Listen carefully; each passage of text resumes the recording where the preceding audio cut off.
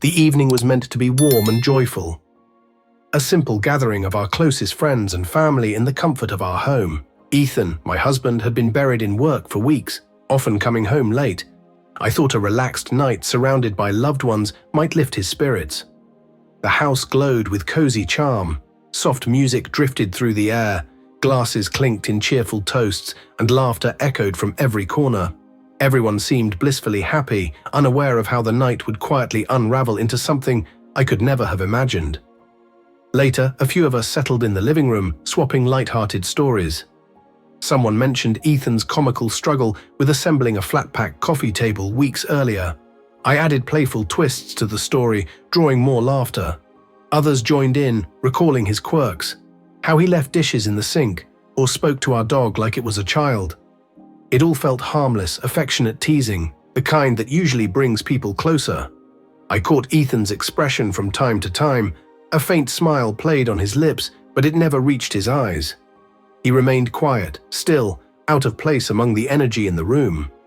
I noticed but brushed it aside, caught up in the warmth of our guests.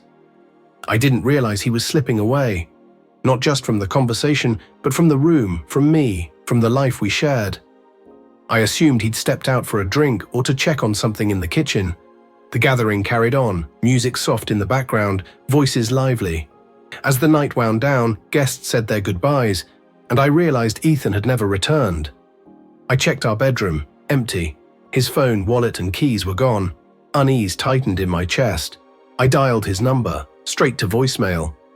I tried to soothe myself, telling myself he needed space, some air, a little time alone.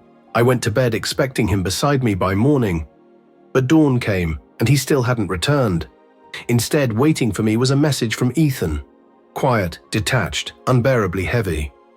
He wrote of exhaustion, of feeling worn down by the constant sting of mockery, of being diminished in front of others. He confessed he couldn't stay with someone who laughed along with everyone else rather than defend him. I read his words over and over, each line pressing harder against my chest. I hadn't meant to hurt him. I called again and again, but he never answered. The silence was deafening, an endless void pulling me under. 2 days later, a moving truck appeared in front of our house. Inside, the air felt heavier than I'd ever known. His closet was bare, his jackets and shoes were gone, even his coffee mug had vanished. The emptiness of the house was suffocating, as though the walls themselves grieved his absence. Friends reached out, confused, concerned. One admitted they'd noticed his discomfort at the party, how the teasing weighed on him. Another recalled his whispered words as he left, "This isn't my home anymore." That sentence hit harder than anything. It wasn't just that night. It was years of unnoticed pain, overlooked wounds. The party had been the breaking point. Desperate to make amends, I wrote him a letter. Not typed, not distant, but in my own handwriting, pouring out my regret, begging for a chance to speak. I mailed it. I waited. No answer came. Days bled into weeks, weeks into months, and I began to accept reality. He wasn't returning. Then one day, a thick envelope arrived from a lawyer. Inside were divorce papers, formal, cold, silent. No heated words, no final argument, just the absence of something already gone. I signed them on the same couch we had chosen together, surrounded by memories that now felt like ghosts. I replay that night constantly. How I should have stopped the teasing, stood beside him, seen the quiet ache behind his smile.